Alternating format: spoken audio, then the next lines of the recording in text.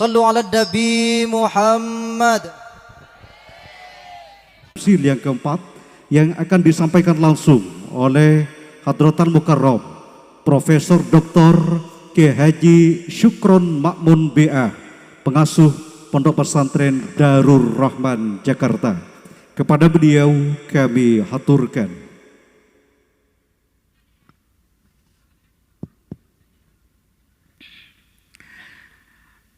Assalamualaikum warahmatullahi wabarakatuh. Bismillahirrahmanirrahim. Alhamdulillahi rabbil alamin. Wassalatu wassalamu ala ashrafil anbiya'i wal mursalin. Sayyidina wa habibina wa syafi'ina wa maulana Muhammad wa ala alihi wa ashabihi ajma'in. Subhanaka la ilma lana illa ma 'allamtana innaka antal alimul hakim. La haula wa la quwata illa billahil aliyil azim. Amma ba'du. Para alim ulama yang saya muliakan, para habaib yang saya muliakan, wabil khusus Habib Salim, Habib Fakih, dan juga Habib Abdul Qadir, dan para habaib lainnya yang saya muliakan. Hadirin dan hadirat sekalian yang berbahagia, juga kepada seluruh pejabat-pejabat pemerintah setempat yang saya hormati, seluruh panitia. Dalam hal panitia milad Jamsil yang keempat, saya ucapkan terima kasih yang setinggi-tingginya. Wabil khusus kepada Al-Mukarram Kiai Hasan Basri selaku ketua Jamsil, saya ucapkan selamat lahir ke-4 tahun Jamiah ini. Mudah-mudahan selalu mendapat bimbingan dari Allah Subhanahu wa ta'ala. Hadirin sekalian yang berbahagia, saya mengucapkan terima kasih yang setinggi-tingginya kepada seluruh pengurus Jamsil dan juga kepada seluruh panitia peringatan milad yang keempat ini dengan segala pengorbanannya.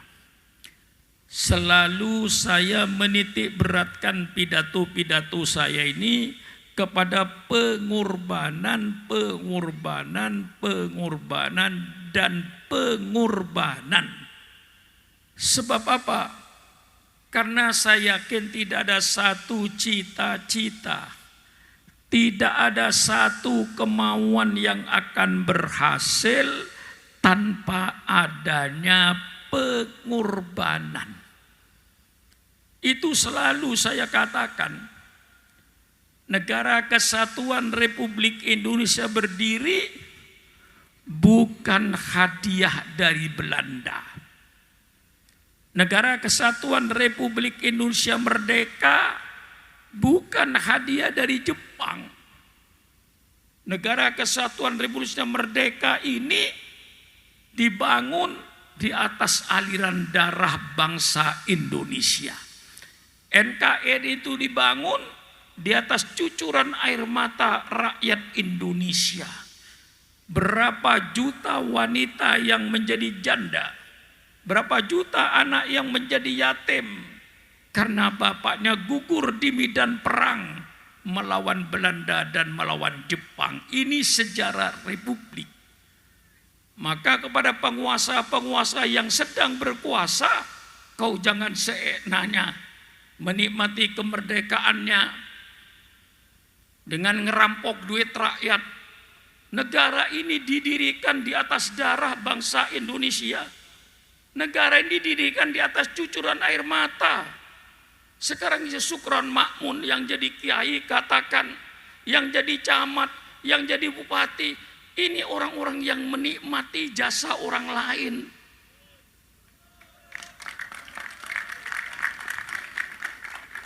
Kita semua yang hidup ini termasuk saya, Pak Camat, Pak Bupati, sampai Pak Presiden, bukan orang yang berjasa di negara ini. Mereka semua termasuk Syukron Makmun orang yang makan jasa. Jasanya siapa? Jasanya orang yang sudah di yang kubur itu. Mereka yang berjasa, pahlawan-pahlawan bangsa yang gugur di medan perang itulah, merekalah yang berjasa. Kita semuanya pemakan jasa orang lain.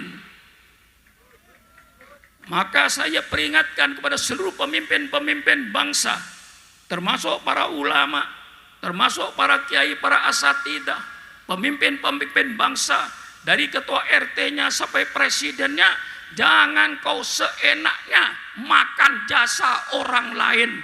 Engkau harus berjasa kepada bangsa ini. Jangan mengkhianati bangsa ini. Negara ini mahal. Semenjak perang Diponegoro tahun 1825, Pangeran Diponegoro itu semua jebolan pondok pesantren yang berjuang melawan Belanda. Kemudian mereka kesultanan-kesultanan yang ada di Republik ini, mulai kesultanan yang ada di Sumatera, kesultanan yang ada di Kalimantan, kesultanan yang ada di Sulawesi, sampai Sultan Ternate, Sultan Tidore, itu semua sultan-sultan yang beragama Islam yang ikut berjuang memerangi Belanda. Itulah perjuangan Republik Indonesia ini. Kita semua yang ada sekarang ini hanya makan jasa orang lain. Selalu saya nasihatkan, jangan hanya pandai makan jasa, tapi pandai pula kau berjasa kepada bangsa ini. Orang yang hanya pandai makan jasa, memimpin negara sekarang dengan segala fasilitasnya, dengan gajinya yang ratusan dan puluhan juta, itu akibat perjuangan pahlawan-pahlawan kita. Engkau sekarang menjadi anggota DPR dengan gaji sampai 60-90 juta. Engkau jadi bupati, kau jadi gubernur, kau jadi presiden, kau jadi menteri. Semuanya itu karena jasa para pahlawan kita yang ingin bebas dari Belanda, supaya kekayaan Indonesia ini dimanfaatkan oleh bangsa Indonesia, bukan dimanfaatkan oleh investor-investor asing. Ini semuanya perjuangan, ini semuanya pengorbanan, dan insya Allah umat Islamlah yang terbesar pengorbanannya. Sering saya katakan di mana-mana, kalau ada orang bertanya sejauh mana pengorbanan umat Islam terhadap NKRI, saya jawab dengan tegas, kalau Anda ingin tahu sejauh mana jasanya umat Islam, pengorbanan umat Islam dalam mendirikan NKRI, persilakan pemerintah adakan sensus kuburan. Yang saya maksud bukan kuburan umum. Alhamdulillah, setiap kabupaten di Indonesia ini mesti Habib ada taman pahlawannya. Ini fakta berbicara. Di Sumeneb ada taman pahlawan, di Pamekasan ada taman pahlawan, di Sampang ada taman pahlawan, di Bangkalan ada taman pahlawan, di Pasuruan, di Lumajang, di Malang, semua kabupaten sampai Jawa Tengah, Jawa Barat, Sumatera, Kalimantan mempunyai taman pahlawan. Tolong pemerintah, kalau pemerintah ingin tahu sejauh mana jasanya umat Islam, pengorbanan umat Islam terhadap negara ini, persilakan pemerintah adakan sensus kuburan. Taman pahlawan di sensus Indonesia. Masuklah pemerintah ke taman pahlawan, tanya namanya siapa, agamanya apa. Tanya namanya siapa, agamanya apa. Tanya namanya siapa, agamanya apa. Insya Allah 99,9% darahnya umat Islam untuk NKRI. Ini bukan sembarangan. Saya pidato fakta, bukan cerita. Kuburan berbicara. Taman Pahlawan berbicara, inilah negara ini dibangun oleh darahnya umat Islam mayoritas. Toleransi umat Islam tidak usah ditanya.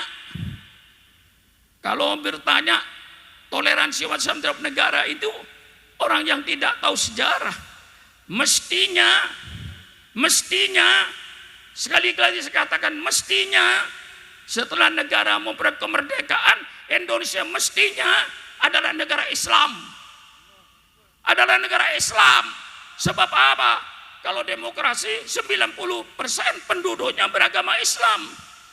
Tapi karena toleransi umat Islam kepada bangsa lain, pada suku lain yang ikut berjasa, katakanlah kepada umat Kristen, umat Hindu yang juga ikut berjasa, sehingga kami walaupun 90% beragama Islam, kami toleransi, dijadikan negara ini negara berdasarkan kebangsaan yang beraneka ragam dengan Pancasila sebagai pemersatunya.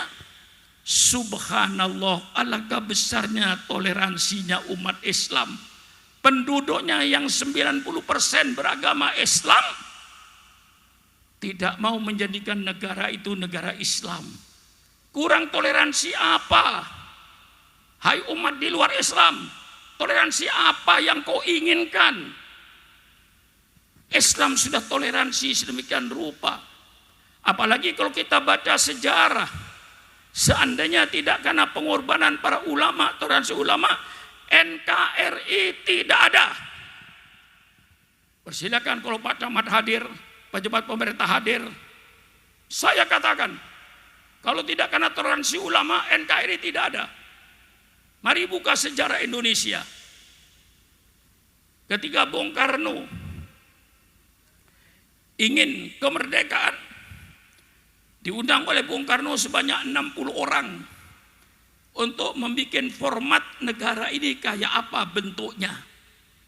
Dicari formatnya, ternyata 60 orang itu gagal.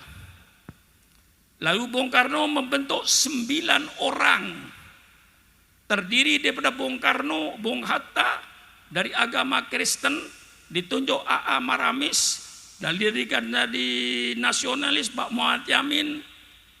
Kemudian dari golongan Islam juga termasuk Kahar Mudakir, termasuk juga Pak Agus Salim, di nasionalis untuk Tambi Kusno, dan juga termasuk Kiai Wahid Hashim. 9 orang ini menggodok kayak apa format Indonesia ini. Terjadi kesepakatan antara seluruh tokoh nasional dan tokoh agama. Apa kesepakatan itu? Yang disebut Piagam Jakarta. Piagam Jakarta itu bunyinya, negara Republik Indonesia berdasarkan ketuhanan dengan kewajiban menjalankan syariat Islam bagi pemeluk-pemeluknya. Ini Piagam Jakarta. Disepakati semua. Tanda tangan. Setelah terjadi kesepakatan format negara, saya ulang sekali lagi, Piagam Jakarta itu bunyinya, negara Republik Indonesia berdasarkan ketuhanan dengan kewajiban menjalankan syariat Islam bagi pemeluk-pemeluknya. Yang tidak memeluk agama Islam tidak usah menjalankan syariat Islam. Ini ditandatangani semua dari golongan nasionalis dan golongan agama. Nah, dengan terjadinya format yang jelas inilah, maka Bung Karno memproklamasikan kemerdekaan tanggal 17 Agustus jam 10 pagi. Bung Karno menyatakan dengan tegas, setelah ada format negara ini, kami bangsa Indonesia dengan ini menyatakan kemerdekaan Indonesia. Hal-hal yang mengenai pemindahan kekuasaan dan lain-lain akan dilaksanakan dengan cara saksama dan dalam tempo yang sesingkat-singkatnya atas nama bangsa Indonesia Soekarno-Hatta. Ini barangkali Habib di antara kiai yang hafal proklamasi. Belum tentu semua kiai hafal. Ya. Ini bunyinya proklamasinya. Apa yang terjadi? Jam 3 sore datang seorang kolonel dari Angkatan Laut Jepang menghadap Bung Hatta. Dia dengan mengancam, kalau 7 kata ini tidak dicabut, Indonesia Timur tidak ikut. Berarti Indonesia Timur akan memproklamasikan kemerdekaannya sendiri. Maka republik ini akan pecah jadi 2. Republik Indonesia Timur dan Republik Indonesia Barat. Kalau 7 kata ini tidak dicabut. Ini sejarah. Sejarah ini mungkin sudah banyak yang tidak tahu atau tidak membaca. Alhamdulillah, Syukron Makmun masih membaca sejarah lama ini untuk mengungkapkan, karena seorang tokoh masyarakat atau tokoh bangsa atau pemimpin bangsa, jangan jadi pemimpin bangsa tidak tahu sejarah bangsanya. Pemimpin bangsa yang tidak tahu sejarah bangsanya, mungkin tindakannya lalu tidak bijaksana. Tapi kalau pemimpin itu tahu sejarah bangsanya, bagaimana sejarah bangsa ini, bagaimana umat Islam di Indonesia ini adalah yang terbesar pengorbanannya untuk NKRI. 99% darahnya pahlawan itu darahnya umat Islam. Ini pengorbanan. Maka kalau saya katakan terima kasih pada Kiai Hasan Basri dan seluruh pengurusnya atas segala pengorbanannya. Tanggal 18 Agustus, Bung Hatta mengumpulkan kembali 9 orang ini. Minus Kiai Wahid Hashim, beliau pulang ke Jawa Timur kalau dianggap negara sudah beres. Diganti dengan seorang tokoh dari Sumatera. Di situ terjadi perdebatan pula. Kata satu, jangan dicabut. Ini sudah keputusan. Sudah ditandatangani oleh tokoh-tokoh agama. Sudah disetujui oleh seluruh tokoh-tokoh nasional, tidak perlu dicabut. Bung Hatta mengkhawatirkan kalau tidak dicabut itu nantinya kalau Indonesia Timur lalu bikin proklamasi, pecahlah menjadi Indonesia Timur dan Indonesia Barat. Di sini pengorbanan para ulama, pemimpin-pemimpin bangsa yang ada sekarang, mulai RT sampai presidennya, supaya tahu sejarah ini. Jangan sampai tidak tahu sejarah ini. Yang jadi ketua RT, ketua RW, sampai kepada presidennya, menterinya, tahu sejarah ini. Kalau seandainya waktu itu para ulama bersiteguh dengan keputusan Piagam Jakarta, barangkali NKRI ini tidak ada. Yang ada Republik Indonesia Timur dan Republik Indonesia Barat. Tapi ulama dengan lapang dada, hai bangsa Indonesia yang sedang berkuasa, para ulama dengan lapang dada mencabut 7 kata ini dengan kewajiban menjalankan bagi pemeluknya, dicabut oleh para ulama, diganti dengan Maha Esa.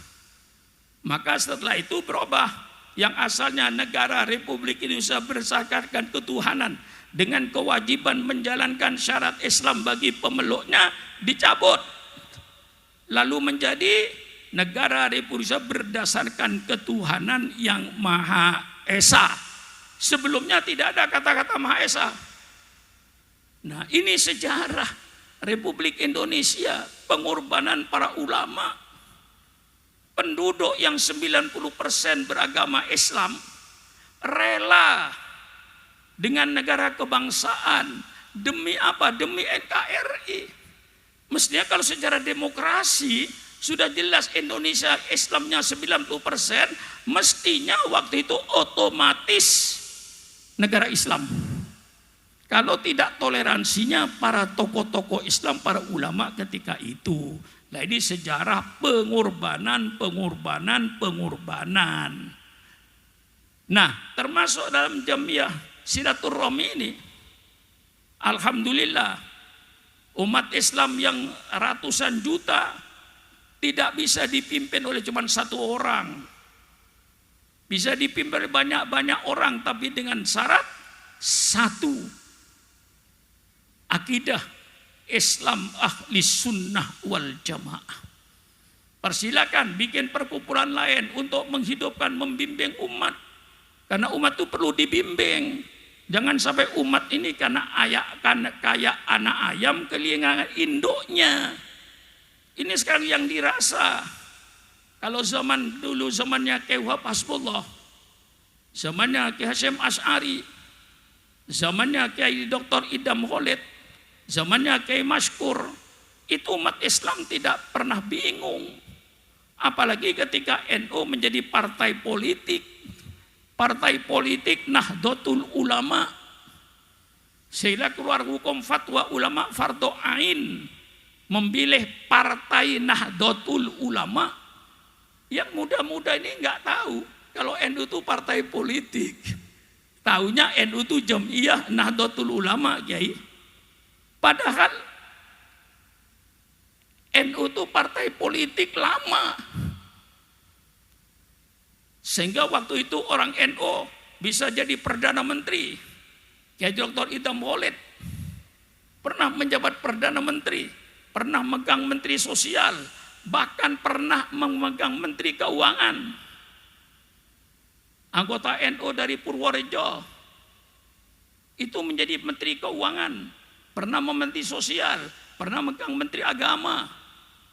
Ketika NU menjadi partai politik, menjadi ketua MPR, Bapak Subhan ZE, menjadi ketua DPR, Kiai Haji Ahmad Syaihu, itu peranan NU pada waktu itu menjadi ketika partai politik.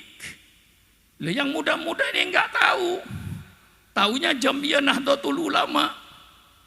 Saya masih partai Nahdlatul Ulama dan saya jurkam partai Nahdlatul Ulama tahun 71. Dan waktu jadi jurkam tahun 71 itu nyawa. Yang tua-tua mesti tahu itu tahun 71 bagaimana kita melawan politik pada waktu itu. Saya maju di depan. Kenapa yang saya bela Islam ahli sunnah wal jamaah. Seandainya saya mati, insya Allah mati syahid saya. Pada waktu itu. Alhamdulillah panjangkan umur oleh Allah. Ketika itu umat Islam tidak kayak ayam kehilangan induknya.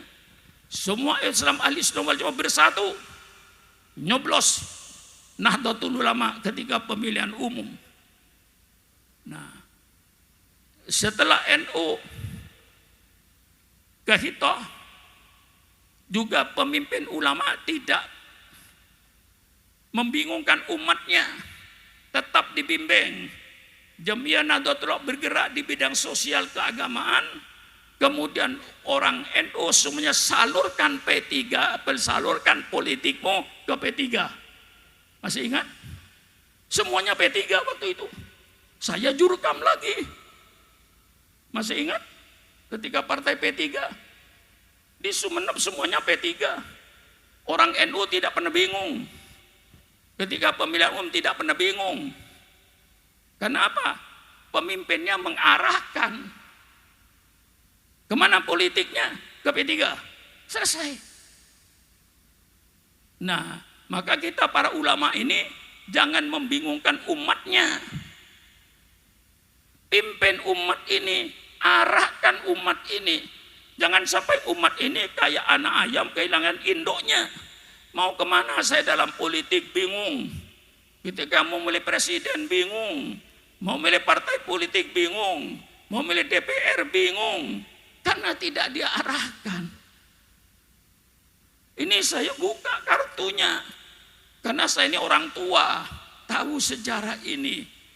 Sejarah bangsa ini saya tahu. Jadi waktu itu warga Nahdlatul Ulama tidak ada yang bingung. Organisasi Jamiah Nahdlatul Ulama politik semuanya ke P3. Alhamdulillah, alhamdulillah pada waktu itu. Nah, mestinya sekarang pun hendaknya ulama itu tegas, mengarahkan umat itu tegas. Jangan dibikin umat itu ngambang, jangan dibikin umat itu setengah-setengah. Wala ilaha ula, wala ilaha ula. Tidak ke kanan, tidak ke kiri, kebingungan. Inilah saudara-saudara, saya ungkap sejarah ini. Toleransi para ulama sangat besar dalam mewujudkan NKRI ini. Maka sekarang kembali lagi pada jamiah kita yang bergerak di bidang sosial, di bidang pengajian, di bidang sosial. Teruskan ini. Cuman saya mau tanya kepada seluruh pimpinan Jamsel ini, seluruh pengurusnya, saya mau tanya, mau menghidupkan Jamsel atau mau mencari hidup di Jamsel? Itu persoalannya. Kalau mau cari hidup di Jamsel, insya Allah Jamsel hancur. Tapi kalau semua pengurus saya mau menghidupkan Jamsel dan saya mau membiayai Jamsel, insya Allah Jamsel hidup. Maka sekarang ini hari ulang tahun diingat. Seluruh anggota Jamsel supaya berpikiran saya harus membiayai Jamsel. Jamsel harus hidup dan saya harus menyingkirkan sebagian harta saya untuk Jamsel supaya Jamsel tidak dibiayai oleh orang lain. Supaya Jamsel tidak dibiayai oleh oligarki. Kalau Jamsel dibiayai oleh oligarki, maka dia tidak akan netral, pasti tunduk kepada yang membiayai. Betul apa tidak? Betul apa tidak? Pasti tunduk sama yang membiayai. Partai politik yang tidak punya biaya, jamiah kumpulan organisasi Islam yang tidak punya biaya, akhirnya dibiayai oleh mereka. Akhirnya bukan tunduk pada Quran, bukan tunduk kepada sunnah Rasulullah, tapi tunduk kepada yang membiayai. Inilah hancurnya Islam di Indonesia ini. Ada peribahasa bahasa Arab jahiliyah, ya. Tapi walaupun jahiliyah saya pergunakan. Apa kata orang Arab zaman jahiliyah? Jawwe kalbaka yadbaka. Jawwe kalbaka yadbaka. Saya ulang lagi. Para habaib bahasanya cepat ngerti dia. Jawwe kalbaka yadbaka. Laparkan anjingmu, baru anjing itu ngikut sama kamu. Kalau ingin anjingnya ikut sama kamu, laparkan anjing itu. Maka umat Islam di Indonesia termasuk para ulamanya, usikum wa iyaya binafsi bitaqwallah. Jangan jadi ulama-ulama anjing lapar. Maaf, saya tidak takut kualat. Iya. Ya. Kalau ulama jadi anjing lapar, gimana nasibnya umat ini? Ulamanya hanya dipermainkan oleh oligarki. Bukan hanya politisi-politisi saja yang dimainkan. Termasuk pimpinan jamiah-jamiah, pimpinan-pimpinan organisasi sosial yang tidak mampu membiayai dirinya akan dibiayai oleh orang lain. Syukur kalau orang lain yang membiayai, misalnya orang yang beriman kepada Allah. Kalau yang membiayai orang yang tidak beriman, apa jadinya kiai? Kalau kiai dibiayai orang yang tidak beriman, apa jadinya kiai? Maka selalu saya serukan dari Jakarta, hai para ulama-ulama, jangan kau menjadi anjing lapar. Bagaimana kira-kira? Terlalu keras? Hah? Terlalu keras? Maka Jamsel, jamiah, majelis silaturahmi ini harus mampu membiayai dirinya. Kalau tidak, bubarkan aja. Tegas saya. Kalau Jamsel tidak mau membiayai dirinya sendiri, hanya menggantungkan biaya kepada orang lain, bubarkan aja, gak usah ada Jamsel. Maka kepada seluruh jemaah Jamsel di seluruh Sumeneb ini dan di Surabaya, selalu dia berkata, saya wajib membiayai Jamsel supaya Jamsel hidup. Saya wajib membiayai Jamsel. Singkirkan sebagian hartanya untuk biaya Jamsel. Insya Allah Jamsel hidup tanpa dibiayai oleh orang luar. Bagaimana kira-kira ini, Kiai? Nah iya, saya sedih, Kiai. Kalau ada kumpulan-kumpulan timbul jomiyah, tapi tidak bisa membiayai dirinya, hanya menggantungkan biayanya kepada orang lain. Untung kalau orang lain tuh yang digantung itu beriman. Kalau yang digantungkan itu orang tidak beriman, apa jadinya jomiyah ini? Jomiyah boneka. Jangan jadi organisasi Islam yang bentuk zaman boneka. Ini yang saya anti. Tapi betul-betul Jamiyah Majelis Silaturahmi bergerak di bidang agama, bergerak di bidang ilmu, bergerak di bidang sosial. Kalau katakan yang di lapangan hari ini, barangkali mencari orang 10.000 ketemu ini. Ya, ketemu kan 10.000 itu lebih. Kalau ini ada orang katakan, sudahlah kita katakan 10.000 aja, walaupun 20.000. Kalau ada 10.000 anggota Jamsel, tiap orang 1 bulan 10.000 kali 10.000, 100 juta 1 bulan. Mau bikin apa Jamsel? Mau ngundang mufti dari Al-Azhar University untuk datang ke Jamsel, juga datang dari Al-Azhar. Mau dari mana? Mau ngundang ulama dari Sudan, mau ulama dari Mesir, mau ulama dari Saudi yang tidak Wahabi, yang Sunni. Undang, hidup Jamsel. Kalau anggota Jamsel mau berkorban. Jadi sekarang dengan ada Jamsel ulang tahun ini, semua anggota supaya berpikiran, saya anggota Jamsel, saya wajib menghidupkan Jamsel. Jamsel akan hidup kalau saya biayai. Tiap orang bilang saya membiayai Jamsel, saya membiayai Jamsel. Apa artinya duit 10.000 1 bulan? Katakan semuanya pasti mampu. Misalnya saja hari Jumat, semua anggota Jamsel yang merokok hari Jumat berhenti merokok. Hai Jamiyah Silaturahmi, kalau kau ingin mulia, muliakan yang dimuliakan oleh Allah. Saya ulang sekali lagi, kalau kau ingin menjadi orang yang mulia, muliakan apa yang dimuliakan oleh Allah. Apa yang dimuliakan? Banyak yang dimuliakan oleh Mekah, dimuliakan oleh kita, muliakan. Madinah dimuliakan, kita muliakan. Baitul Maqdis dimuliakan Allah, kita muliakan. Para ulama dimuliakan oleh Allah, kita muliakan. Para habaib kita muliakan. Hari Jumat kita muliakan. Inna yahwal jumati sayyidul ayyam.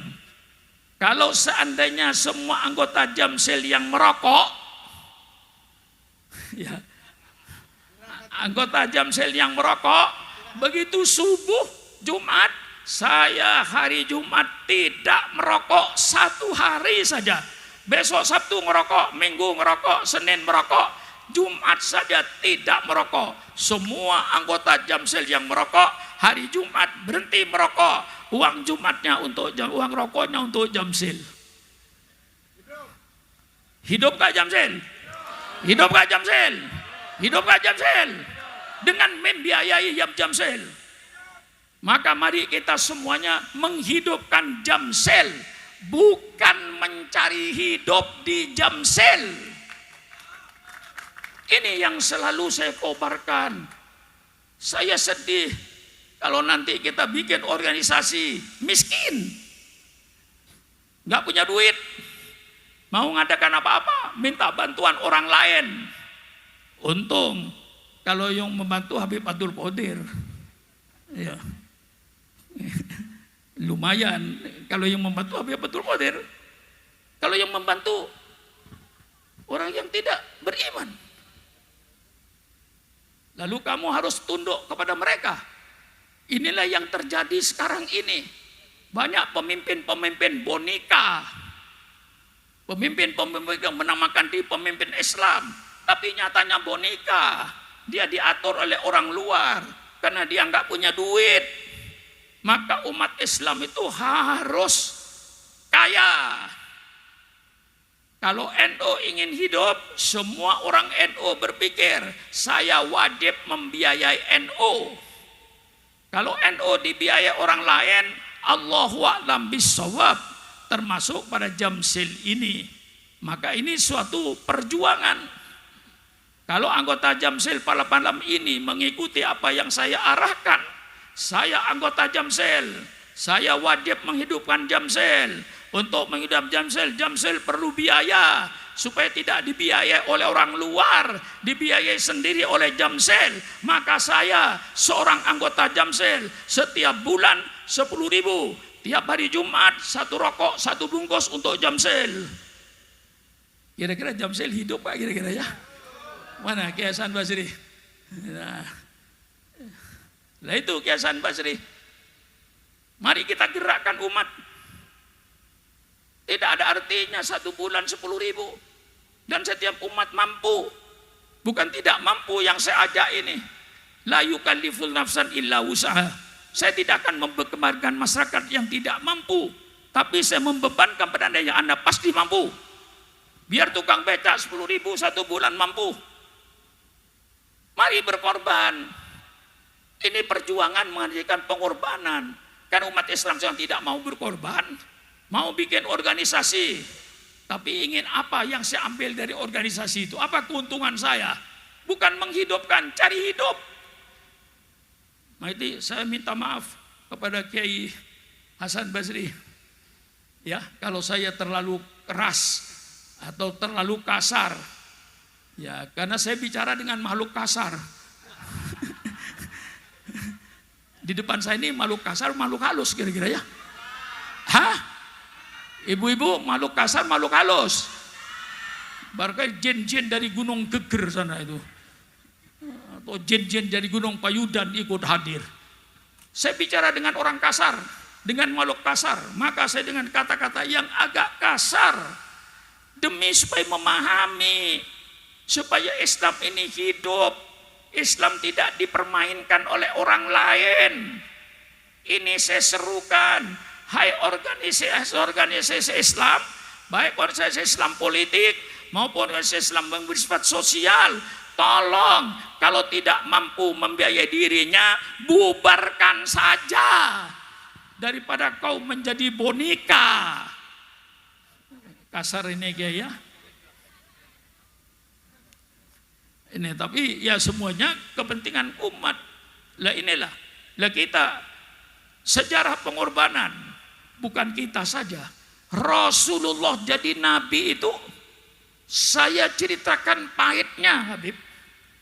Mungkin yang lain menceritakan manisnya Nabi Muhammad jadi nabi. Tapi saya menceritakan pahitnya Nabi Muhammad jadi nabi. Supaya sudah lebih cinta lagi sama Rasulullah. Saya ceritakan pahitnya. Bagaimana Rasulullah jadi nabi. Berdakwahnya Bu.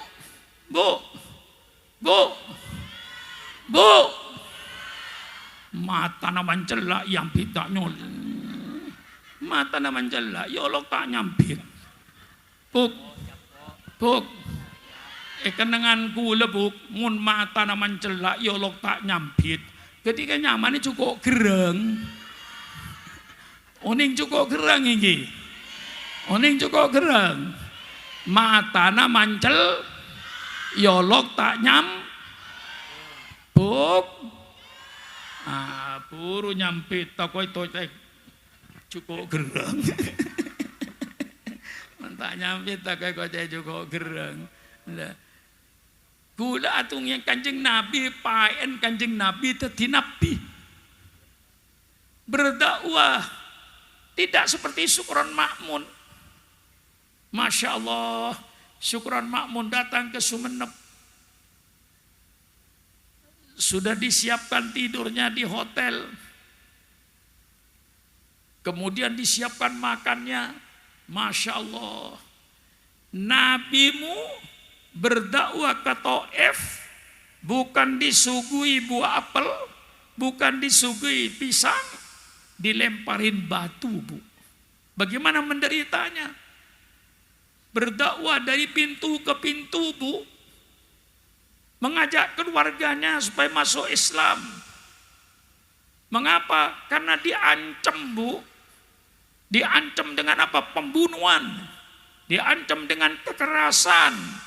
Tahu ibu, Sayyidina Bilal diikat tangannya, Bu, ditarik di padang pasir, perutnya dikasih batu, ditarik, tetapi penyiksaannya tidak menggoyangkan imannya, Bu. Ketika ditarik, Sayyidina Bilal berkata, Ahad, Ahad, Ahad, Ahad, Allah yang Maha Esa, tidak luntur. Itulah penderitaannya Nabi Muhammad dengan sahabat-sahabatnya. Karena kekerasan, ancaman, pembunuhan tidak mampu, Bu, untuk mematikan api Islam. Justru api Islam semakin besar untuk menerangi kegelapan-kegelapan kota Mekah. Karena dengan kekerasan, dengan pembunuhan, dengan intimidasi. Jadi intimidasi, Bu, pemaksaan, itu pekerjaan orang jahiliyah. Ketika memusuhi Nabi Muhammad. Dan sekarang ini negara sudah maju, sudah demokrasi. Demokrasi pun dengan pengorbanan. Dengan pengorbanan darah. Dari pemerintahan Orde Lama ke Orde Baru. Dari Orde Baru ke reformasi. Itu semuanya dengan darah. Untuk mewujudkan demokrasi. Maka setelah demokrasi itu tidak ada, Bu. Kalau sudah datang pemilihan umum ya bebas. Rakyat jangan diarahkan untuk memilih pada satu calon. Rakyat jangan dipaksa. Rakyat jangan dengan sembakonya. Dikasih beras, dikasih ini untuk memilih kepada salah satu yang dia maksud dengan cara memaksa.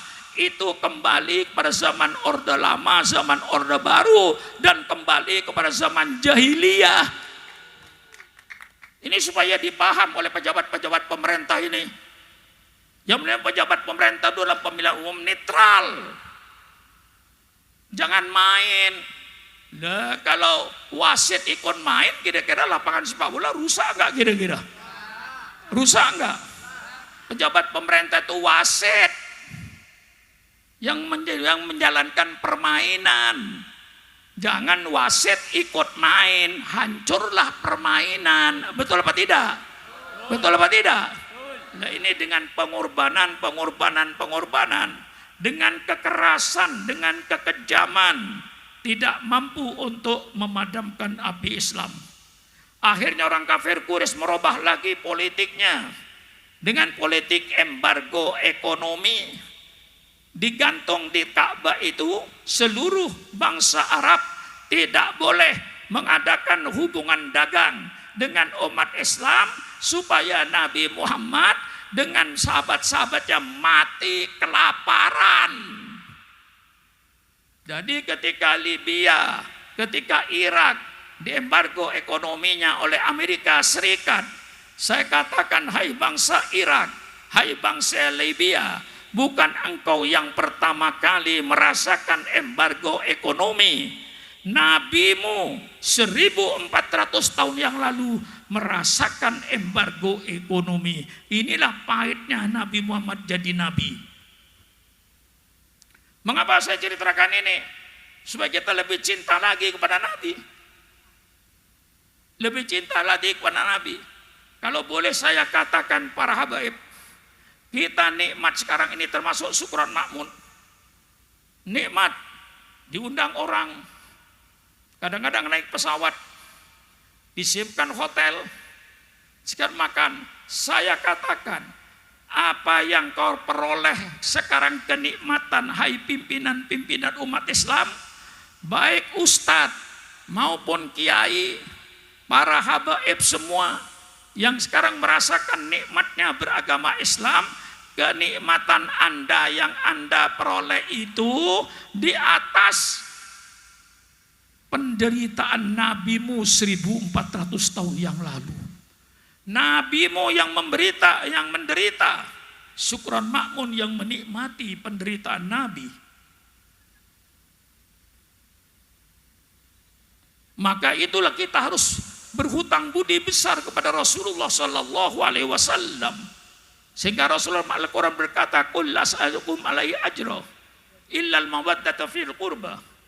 Kata Rasulullah, saya tidak minta upah. Saya mengajak Anda masuk Islam, saya tidak perlu upah Anda. Cuman tolonglah keluarga-keluarga saya kau cintai. Mencintai keluarga-keluarga Rasulullah. Cuman itu yang diminta oleh Rasulullah. Upah tidak. Karena embargo ekonomi tidak mampu memadamkan Islam. Justru Islam semakin menyala. Kota Mekah semakin terang. Kemudian orang kafir Quraisy merubah politiknya lagi dengan politik damai. Didatangi Abu Thalib pamannya. Ditanya oleh orang kafir Quraisy, "Hai Abu Thalib, engkau kan pamannya Muhammad. Coba tanya sama ponakanmu itu maunya apa? Kalau ponakanmu ingin jadi raja, kami penduduk Mekah siap untuk mengangkat ponakanmu jadi raja dengan syarat berhenti jadi nabi." Abu Thalib tanya sama ponakanmu maunya apa? Kalau dia menjadi orang yang kaya, kami penduduk Mekah siap untuk menyerahkan kekayaan kami kepada ponakanmu, sehingga Muhammad akan menjadi orang yang terkaya di negeri Mekah ini. Harta. Abu Thalib tanya sama ponakanmu maunya apa? Kalau ponakanmu yang kawin dengan anak perawan di kota Mekah ini, saya kumpulkan anak perawan di kota Mekah. Persilakan ponakanmu kawin 1, 2, 3, 4, 5, 6, 7, 8 dan seterusnya. Dengan syarat berhenti jadi nabi. Kalau ditawarkan sama kiai sekarang kira-kira gimana ya? Hah? Gimana Habib kira-kira kalau ditawarkan sama kiai sekarang? Tawarkan harta sehingga menjadi orang yang terkaya. Tidak mustahil kalau kiai didatangi, ditawarin harta sekian miliar, asal ikut komandonya yang kasih harta. Itu tidak mustahil. Ini sudah politik lama, bukan politik baru, politik 1400 tahun yang lalu.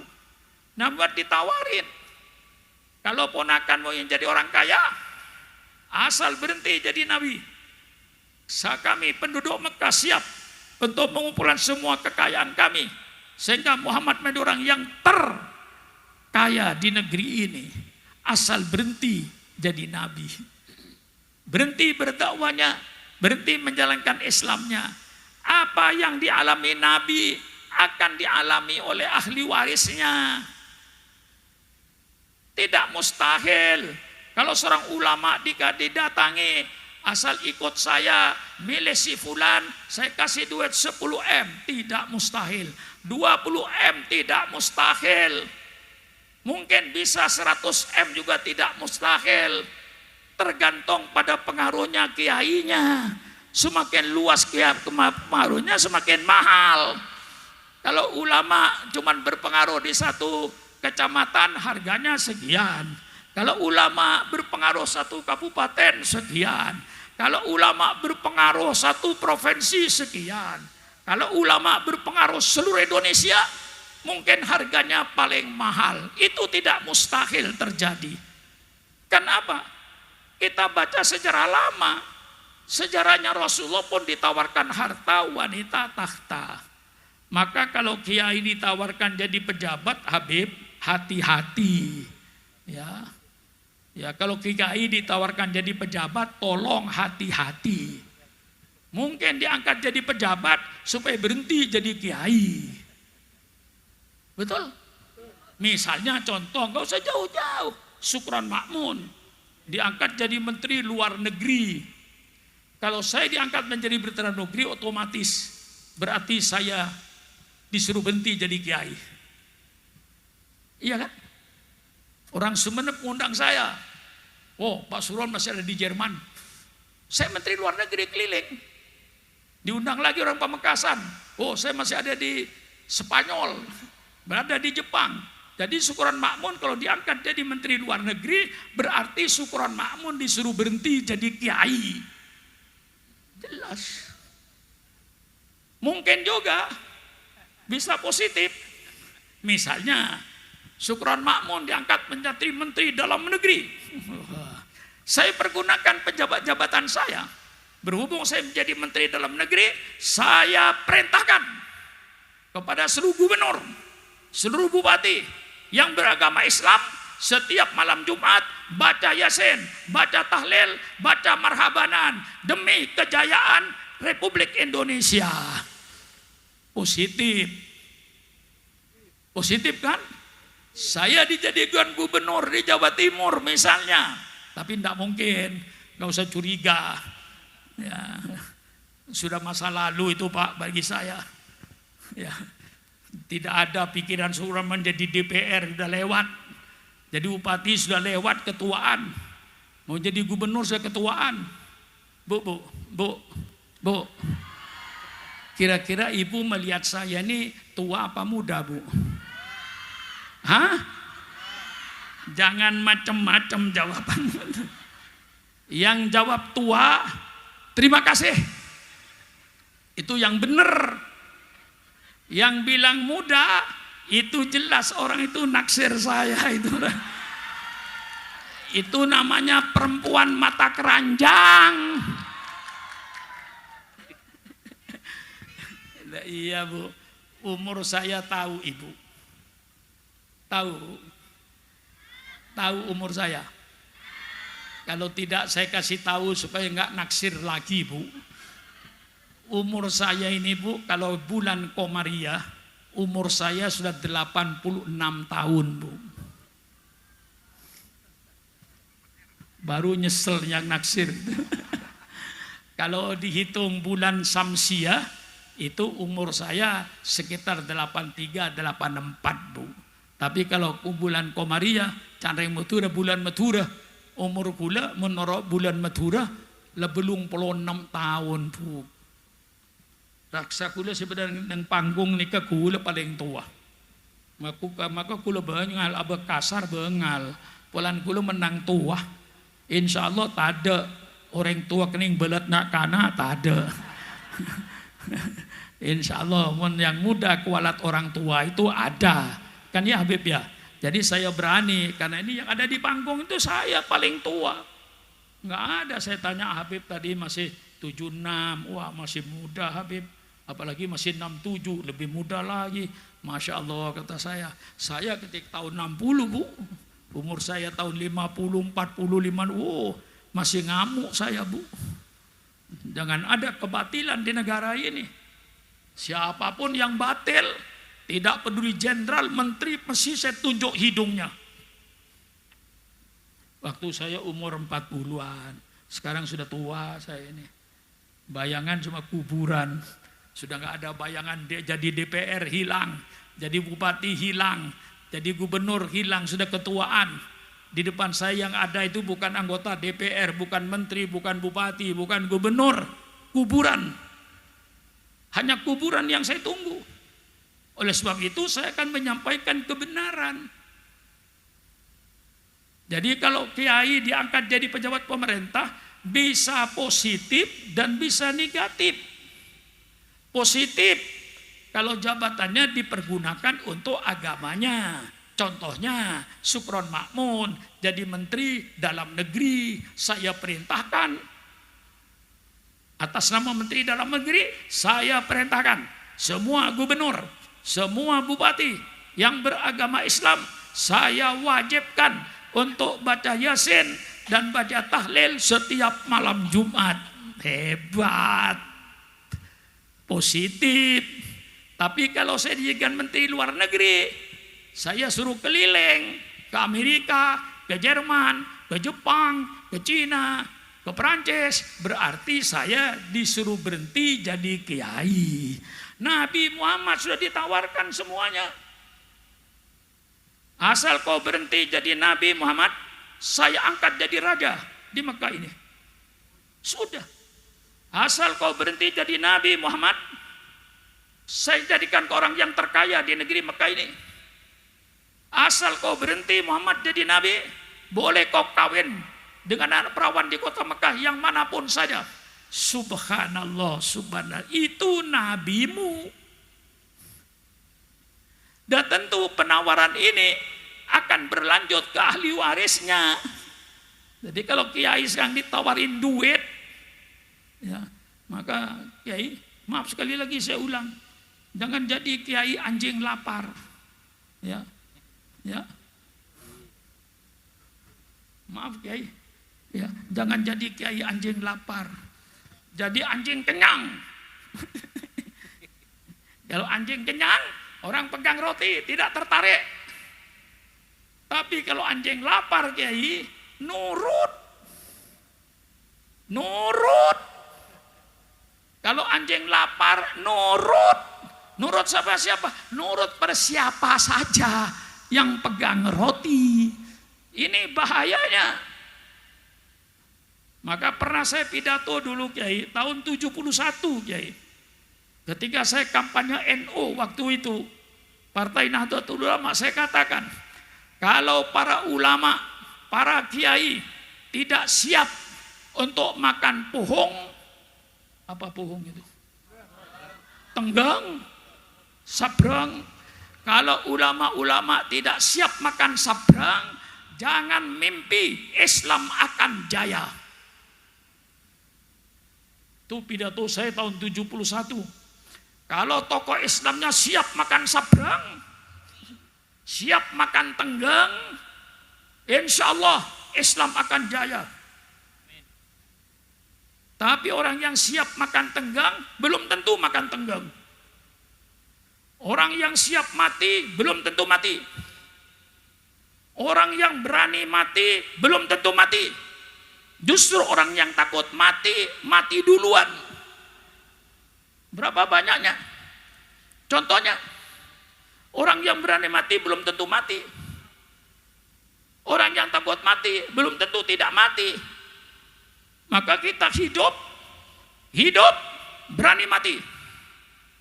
Takut mati, jangan hidup. Takut hidup, mati saja. Mau lari kemana saudara? Hah? Berani hidup, berani mati. Takut mati, jangan hidup. Takut hidup, mati saja. Sudah terlanjur hidup, harus berani mati. Lah disinilah orang-orang terdahulu yang berjuang. Politik, kekejaman, kekerasan, pemaksaan, intimidasi tidak berhasil. Embargo ekonomi tidak berhasil. Ditawarkan harta, tahta, wanita tidak berhasil. Apa akhirnya yang terjadi? Terjadilah rapat di Darun Nadwa. Kalau saudara haji, insya Allah 60 meter dari Pancoran Emas, itu ada ruangan yang dipakai oleh Abu Jahal, Abu Lahab untuk bermusyawarah bagaimana untuk mencegah gerakan Muhammad ini. Ketika rapat diadakan, saya sudah baca dalam tafsir Tabari, karena ayat ini ada di Quran. Wa id yamkuru bikal ladina kafaru liyuthbituka au yukhrijuka au yaktuluka wa yamkurun wa yamkurullah wallahu khairul makirin. Dalam tafsir Tabari, orang kafir Quraisy mengadakan rapat bagaimana cara mencegal Muhammad ini. Dicegal dengan kekerasan, dengan kekejaman, dengan intimidasi, tidak berhasil. Kemudian dicegal dengan embargo ekonomi, tidak berhasil. Dicegal pula dengan ditawarkan harta, takhta, wanita, tidak berhasil. Lalu kata Abu Jahal, semua sudah tidak berhasil. Lebih baik Muhammad itu dipenjarakan saja. Nah, karena kalau Muhammad masuk desa, keluar desa, masuk kampung, keluar kampung, agama dia akan jadi besar, agama kita akan mati. Maka penjara saja Muhammad, jangan dikasih keluar. Iblis berkata, pendapatmu cuma-cuma. Karena Muhammad ini bangsa Quraisy. Bangsa Quraisy itu bangsa yang terhormat di negeri Mekah ini. Tidak mungkin anggotanya di penjara dia akan diam. Pasti akan dibela oleh sukunya. Kalau suku Quraisy yang membela, kalian semuanya pasti tunduk. Sia-sia engkau memenjarakan Muhammad. Jadi yang namanya kriminalisasi itu bukan barang baru. Itu politik lama, itu politiknya penguasa kalau sudah tidak mampu melawan rakyatnya. Termasuk yang dikriminalisasi Nabi Yusuf alaihi salam. Nabi Yusuf dikriminalisasi. Dia dimasukkan penjara tanpa salah, tanpa dosa. Jangan heran, Nabi Isa alaihi salam dikriminalisasi oleh Raja Yahudi. Nabi Isa dituduh merusak agamanya Nabi Musa. Nabi Isa dituduh akan merusak Baitul Maqdis. Maka Raja Yahudi ketok palu, Yesus Kristus harus dihukum mati di tiang salib. Dikriminalisasi. Nabi Muhammad mau dikriminalisasi, mau dipenjara tanpa salah. Itu biasa. Penguasa kalau sudah tidak mampu mengatasi oposisinya, satu-satunya dikriminalisasi. Itu bukan politik sekarang, itu politik sejak zaman Nabi Yusuf.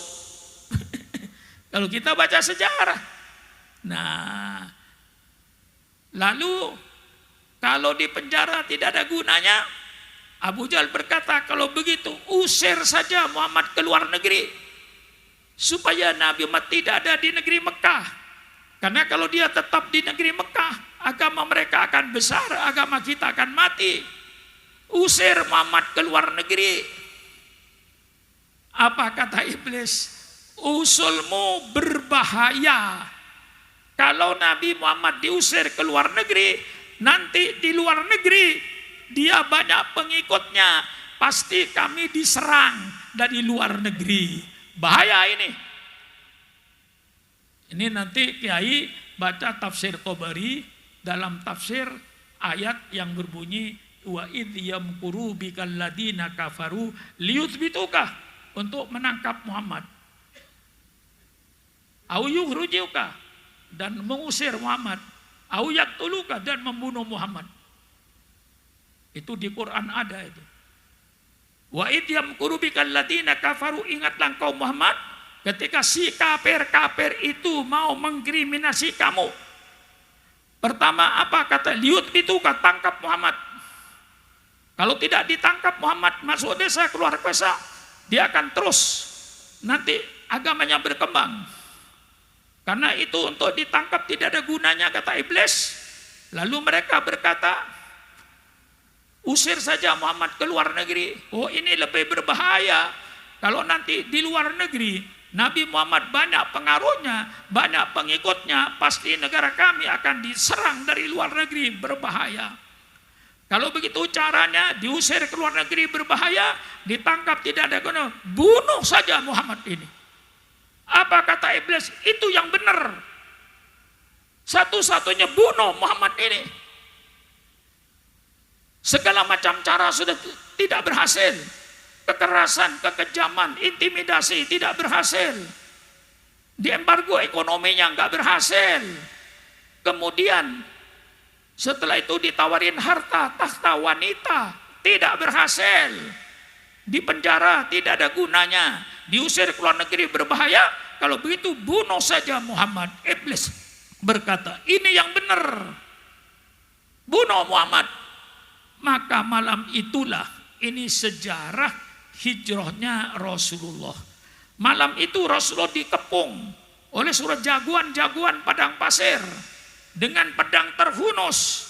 Perintahnya Abu Jahal, keluar Muhammad, potong leher. Jangan dari kesempatan berbicara. Dijaga rumahnya dalam keadaan gelap. Malaikat Jibril tengah malam turun. Ya Rasulullah, datang perintah Allah. Malam ini kau tinggalkan kota Mekah ini. Bagaimana dalam keadaan diancam pembunuhan, disuruh meninggalkan kota Mekah yang dia cintai. Mengapa kelahiran Rasulullah kota Mekah disuruh tinggalkan malam itu?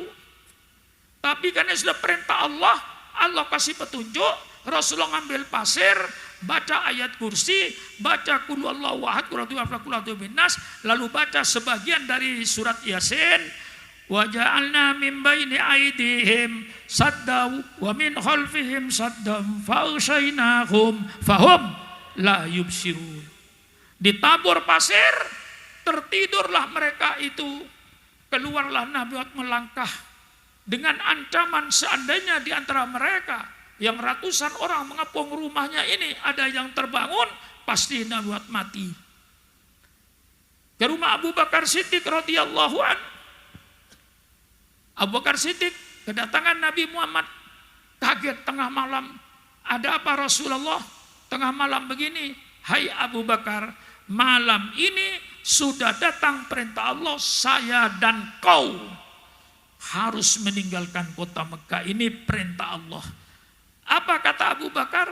Kalau itu sudah perintah Allah ya Rasulullah, mari. Sayyidina Abu Bakar tidak memikirkan rumahnya. Sayyidina Abu Bakar tidak memikirkan hartanya. Sayyidina Abu Bakar tidak memikirkan keluarganya. Kalau ini perintah Allah, mari Rasulullah, kita tinggalkan kota Mekah.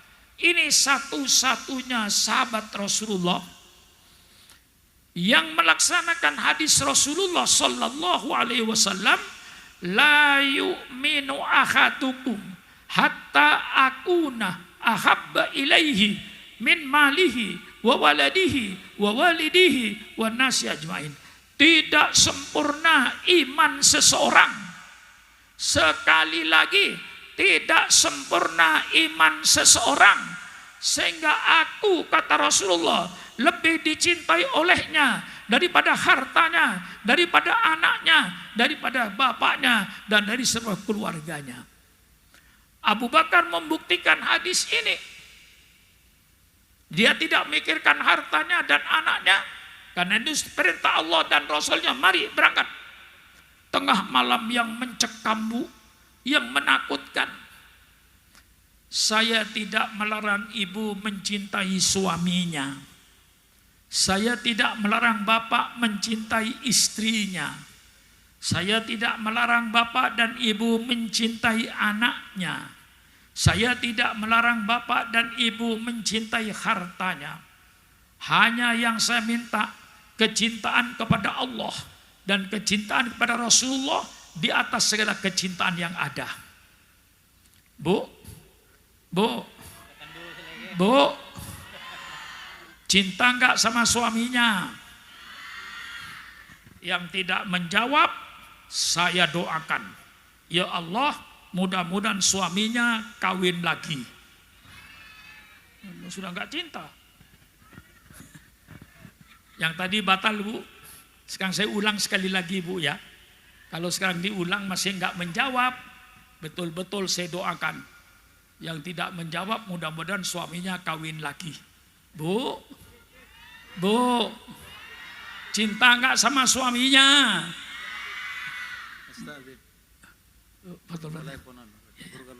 Ya, sebentar lagi saya tutup. Saya tidak melarang ibu mencintai suaminya. Bapak-bapak tolong jangan kawin lagi. Istrinya masih mencintai. Pak, cinta enggak sama istrinya? Kok ibu yang jawab? Bapak-bapak cinta enggak sama istrinya? Yang tidak menjawab berarti punya cadangan di luar rumah itu. Sudah nggak ada urusan itu. Yang penting tiru Abu Bakar. Kecintaannya pada Rasul di atas segala kecintaan. Dia langsung berangkat.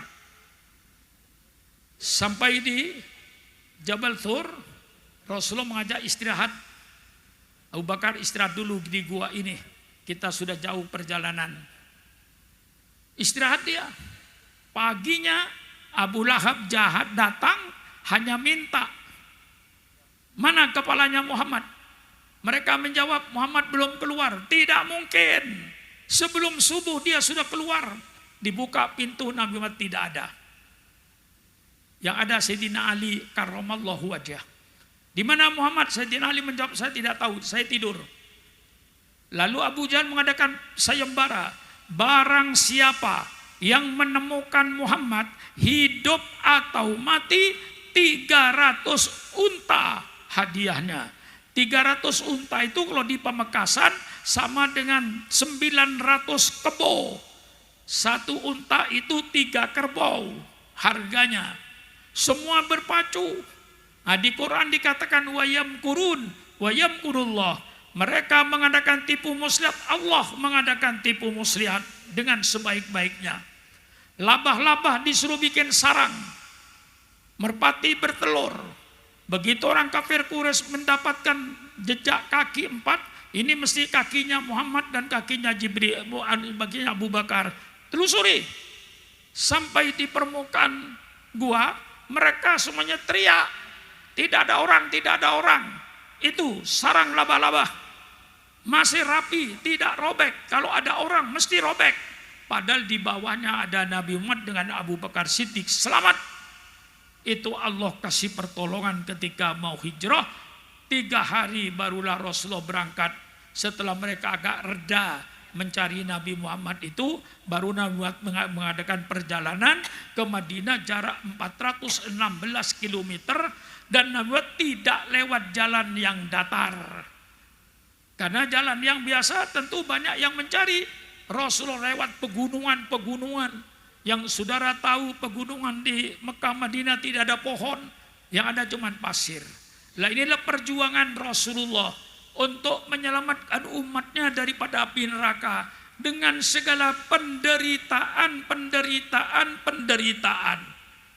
Oleh sebab itu kepada umat Islam, mari kita kalau mau berjuang, mari kita berjuang. Alhamdulillah kita berada di negara Republik Indonesia, bukan negara perang. Kita tinggal berkorban harta. Tolong sekali lagi seruan saya. Umat Islam kalau tidak ingin diatur oleh orang lain, maka umat Islam harus mampu membiayai Islam ini. Mari kita biayai Islam. Masjid-masjid kita biayai. Majelis taklim kita biayai. Termasuk Jamsil kita biayai. Sisihkan sebagian harta kita. Orang Sumeneb, saya katakan, kalau Anda memasukkan duit ke tromol masjid pada hari Minggu, 2.000, 1.000, hai orang Sumeneb, kau jangan merasa kau sudah beramal dengan 2.000 itu. Saya katakan, kalau orang Sumeneb masukkan ke tromol masjid uang 1.000 atau 2.000, bukan beramal, saudara sedang menghina dan tidak menghargai agamanya sendiri. Masa ke masjid tromol 2.000 dikasih anaknya sekolah pun pagi tidak mau, karena anaknya untuk sekolah tidak mau, masjid yang mau. Subhanallah, subhanallah. Tolong ketika Jumatan, mari kita berhenti merokok. Uang rokoknya kita masukkan masjid untuk amal. Ibu-ibu tiap hari tentu belanja. Habis belanja ada lebih 2.000, ada lebih 3.000, masukkan kaleng, Bu. Jumat pagi, Bu, buka. Oh, ada duit 20.000. Duit 20.000, 10.000 titip sama suaminya. Pak, ini hari Jumat, Pak. Saya titip 10.000 untuk nanti saya di kuburan. Pada waktu saya masuk liang kubur, Pak, tidak ada suami, tidak ada anak, Tidak ada keluarga yang akan mendampingin saya kecuali amal soleh saya. Duit saya yang 10.000 di masjid inilah nantinya akan menggembirakan saya di liang kubur. Tolong Pak titip 10.000. Yang 10.000-nya kasih sama Jamsil, kasih sama majelis taklim, ditambah dengan yang lain. Kalau Islam mau berkorban, insya Allah anak cucu kita tidak jadi korban. Sekarang kita tidak jadi korban. Mengapa Syukron Makmun dan para kiai yang ada di samping saya dan saudara semua yang di lapangan ini tidak menjadi korban? Karena orang-orang sebelum kita dulu berkorban. Mereka kadang-kadang menjual sawahnya untuk NU, kadang-kadang menjual kebunnya untuk NU, untuk masjid, untuk madrasah, untuk pesantren. Karena orang-orang sebelum kita dahulu berkorban. Alhamdulillah kita sekarang tidak jadi korban. Maka kita sedang dituntut berkorban. Untuk siapa kita berkorban? Untuk anak cucu kita nanti supaya tidak jadi korban. Faham Bu? Faham Bu? Mari kita serang berkorban. Untuk siapa berkorban? Untuk anak cucu kita. Kalau ibu tadi sholat subuh atau besok pagi sholat subuh, baca kunut dengan nikmat, Allahumma hdini fiman hadait, wa afini fiman afait, wa tawallani fiman tawallait. Pernahkah ibu berpikir, apakah anak saya nanti masih kunut seperti saya? Atau sudah berubah ajaran? Atau sudah berubah agama? Na'udzubillah. Kalau bapak-bapak sujud ketika sembahyang subuh, subhana rabbiyal a'la wa bihamdih, subhana rabbiyal a'la wa bihamdih, subhana rabbiyal a'la wa bihamdih. Pernahkah bapak berpikir, apakah anak saya nanti sujud seperti saya? Apakah cucu saya sujud seperti saya? Itulah yang harus dipikir malam ini, supaya anak cucu kita tidak jadi korban. Mari kita berkorban, bangun masjid, bangun madrasah, hidupkan jamiah silaturahmi ini sehingga keperadaban Islam bangkit, peradaban Islam bangun di tengah-tengah peradaban bangsa ini sehingga kita hidup di negara kesatuan Republik Indonesia ini. Saya kira cukup sekian saja apa yang saya sampaikan. Mudah-mudahan ada manfaatnya kepada kita sekarang. Mari kita yang ada di Jamsil, mari kita hidupkan Jamsil. Mari kita bukan mencari hidup di Jamsil. Yang ada di NU, mari kita hidupkan NU, bukan mencari hidup di NU. Mari kita tutup Al-Fatihah biniyatil qabul wa tamami kulli su'lin wa ma'mul wa ala kulli niyatin sholihah wa ila hadratin nabiyil Mustafa Muhammadin sallallahu alaihi wasallam. Al-Fatihah. A'udzu billahi minasyaitonir rajim. Bismillahirrahmanirrahim. Alhamdulillahirabbil alamin. Arrahmanir rahim. Maliki yaumiddin. Iyyaka na'budu wa iyyaka nasta'in. Ihdinas siratal mustaqim. Siratal ladzina an'amta 'alaihim ghairil maghdubi 'alaihim waladdallin. Allahumma bihaqqil Fatihah wa bi sirril Fatihah wa bi karamatil Fatihah wa bi barakatil Fatihah wa bi jahi man unzila alaihil Fatihah. Ya farijal ham, ya kashifal gham, ya man li abdi yaghfir wa yarham, ya dafi'al bala idfa'nal bala, ya arhamar rahimin irhamna, ya tawwab tub alaina innaka antat tawwabur rahim. Allahumma lakal hamdu syukra wa lakal mannu fadla wa anta rabbuna haqqa wa nahnu abiduka riqa wa anta lam tazal lidzalika ahla. Allahumma ya muyassira kulli asir wa ya jabira kulli kasir wa ya sahiba kulli farid wa ya mawliya kulli fakir wa ya muqawwiya kulli dhaif wa ya ma'mana kulli khaif. Yassir alaina kulla asir fataisirul asir alika yasir. Allahumma saqil umurana wa umur man yuhibbuna wa umur man yusaiduna wa umur man yakhdumuna wa umuran dakhala baitana wa umur al muslimina wal muslimat wal mu'minina wal mu'minat al ahya'i minhum wal amwat. Rabbana atina fid dunya hasanah wa fil akhirati hasanah wa qina adzabannar. Subhana rabbika rabbil izzati amma yasifun wa salamun alal mursalin walhamdulillahi rabbil alamin. Wassalamualaikum warahmatullahi wabarakatuh.